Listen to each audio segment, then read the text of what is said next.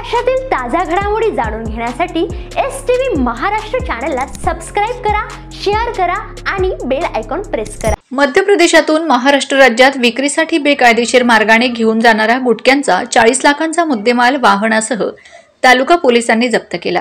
या प्रकरणी चालकास अटक करण्यात आली असून गुन्हा दाखल करण्यात आला आहे। 17 नोव्हेंबर रोजी सकाळी 8 वाजता निरीक्षक जयपाल हिरे यांना गुटख्याचा माल शिरपूरकडे येत असल्याची माहिती मिळाली। त्यानुसार पोलीस पथकाने सीमा तपासणी नाक्यावर सापळा लावला। सकाळी 9:30 वाजता संशयित आयशर वाहन क्रमांक MH15FV 9277 समोरून येताच थांबविले। वाहनात काय आहे याची माहिती विचारली असता चालकाने उडवाउडवीची उत्तरे दिलीत। त्यामुळे पोलिसांनी वाहनाची कसून तपासणी केली। या वाहनातून 7,92,000 रुपयांचा सम्राट पान मसाला दर्जा तंबाखू, 17,78,400 रुपयांचा राफेल प्रीमियम पान मसाला, 15 लाखांचे वाहन असा एकूण 40,70,600 रुपयांचा मुद्देमाल जप्त करण्यात आल्याची माहिती अन्न व औषध प्रशासन विभाग यांना देण्यात आली आहे।